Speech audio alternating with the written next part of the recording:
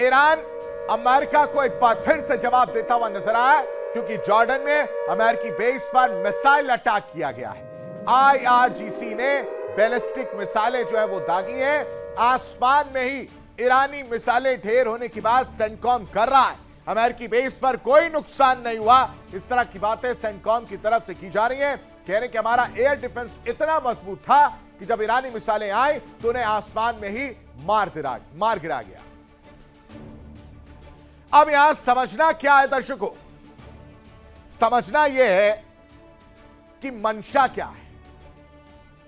क्योंकि अब तक तो आप चीख कर चिल्ला कर कह रहे थे कि अमेरिका ने यह किया, अमेरिका ने वो किया, अमेरिका यहां हमला कर रहा है, अमेरिका वहां हमला कर रहा है।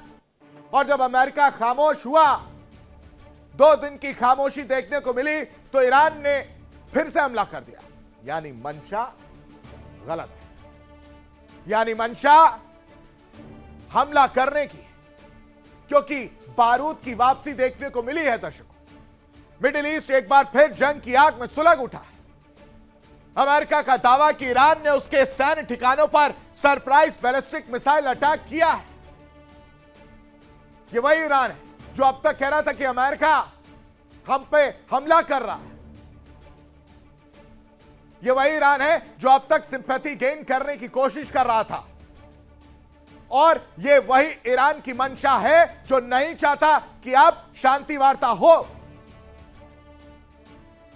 तो शायद इसी वजह से अटैक किया गया, क्योंकि होर्मुज की खाड़ी में फिर से जंग के बादल मंडरा रहे हैं। लाल सागर में हूती विद्रोहियों ने सऊदी के तेल टैंकर को निशाना बनाकर दुनिया की सबसे अहम समुद्री सप्लाई लाइन को चुनौती दे दी।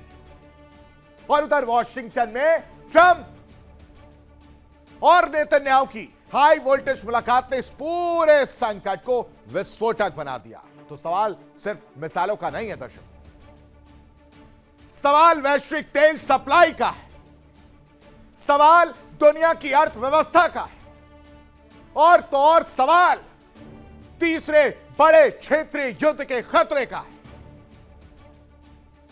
क्या मिडिल ईस्ट अब निर्णायक जंग की दहलीज पर नजर नहीं आ रहा है?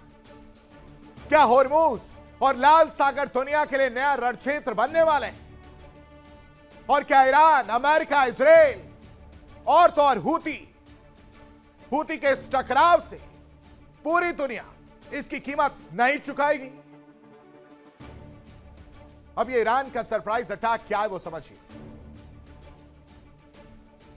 ईरान के सरप्राइज अटैक से जंग भड़कने की आशंका जताई जा रही है, क्योंकि ईरान ने एक बार फिर हिमाकत की। 2 दिन की शांति के बाद अमेरिकी ठिकानों पर मिसाइल हमले किए गए,